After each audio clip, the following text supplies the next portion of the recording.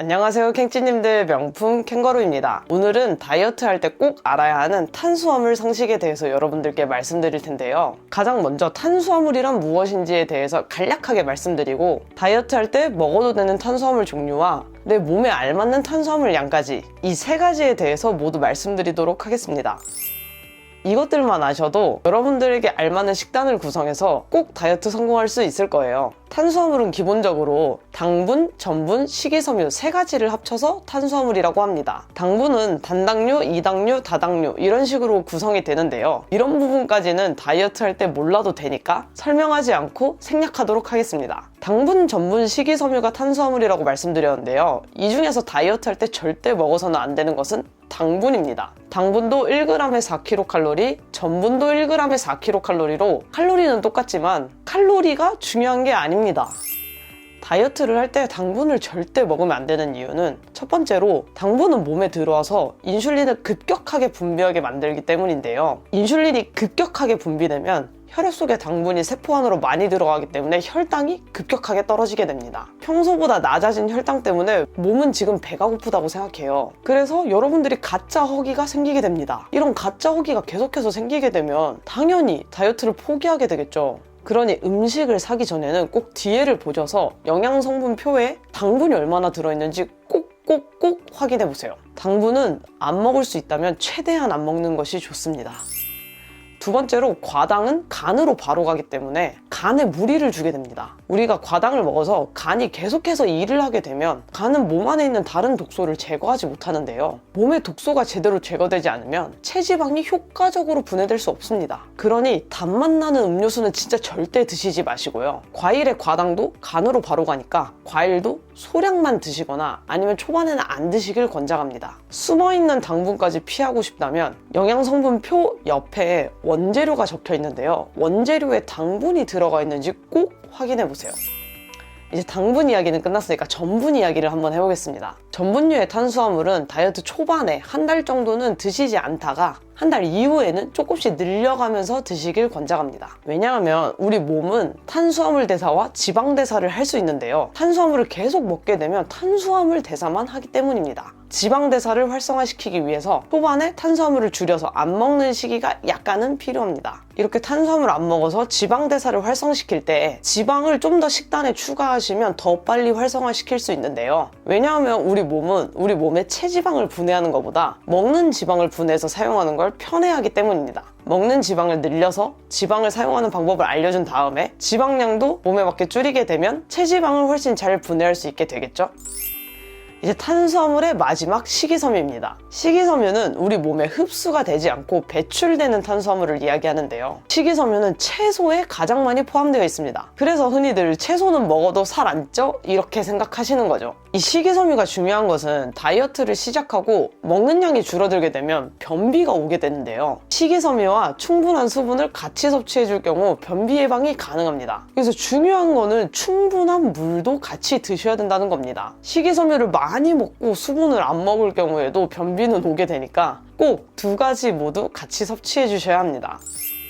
효과적인 저탄수화물 다이어트를 하기 위해서는 탄수화물 섭취를 100g 이하로 하시는 게 좋은데요. 더 효과적으로 빼고 싶다면 50g이나 20g 이하로 드셔도 괜찮습니다. 이때 당분은 먹지 않고 전분류를 20g이나 50g, 100g에 맞춰서 먹고 식이섬유는 풍부하게 드시는 것이 좋습니다. 사실 다이어트 할 때 먹어도 되는 탄수화물과 먹으면 안 되는 탄수화물은 탄수화물 종류가 너무나도 많기 때문에 제가 일일이 나열하면서 알려드릴 수는 없어요. 대신에 여러분들이 쉽게 구별할 수 있는 방법을 알려드리도록 하겠습니다.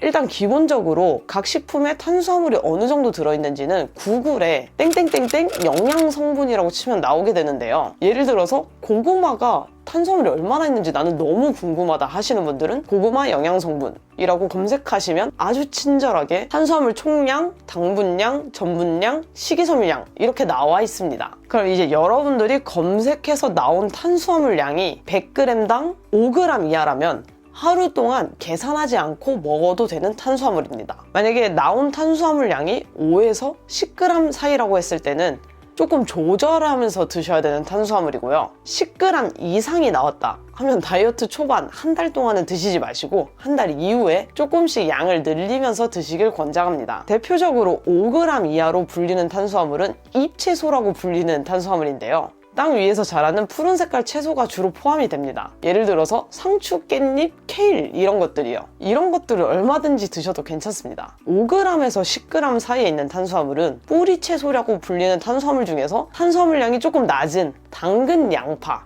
등의 채소가 포함됩니다. 이제 10g 이상의 탄수화물은 뿌리 채소류 중에서 구황작물이라고 여러분들이 알고 있는 채소들이에요. 감자, 고구마 이런 것들이 10g 이상의 탄수화물을 갖고 있습니다. 그리고 여러분들이 주식으로 드시는 쌀, 보리, 밀과 같은 곡식류의 탄수화물도 10g 이상입니다.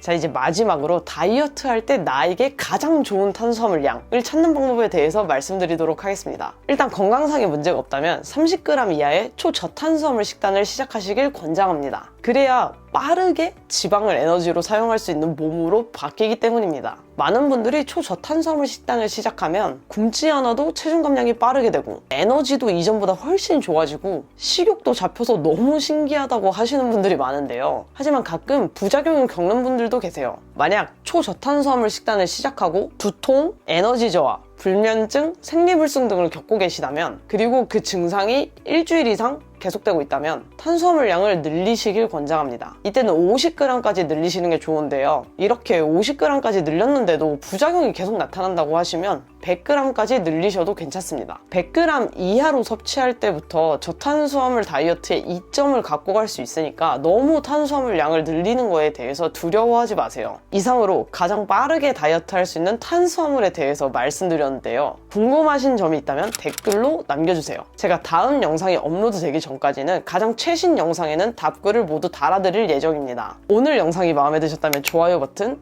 다음 영상이 기대된다면 구독과 종모양의 알림 버튼 눌러주세요. 그리고 혹시 이 영상이 주변 사람들에게 도움이 될 것 같다 하면 공유해주세요. 구독과 좋아요, 공유는 여러분들께는 돈이 들지 않지만 저에게는 가장 큰 힘이 됩니다. 그럼 오늘 영상은 여기서 마치고 다음 영상에서 찾아뵙도록 하겠습니다. 다음 영상에서 만나요.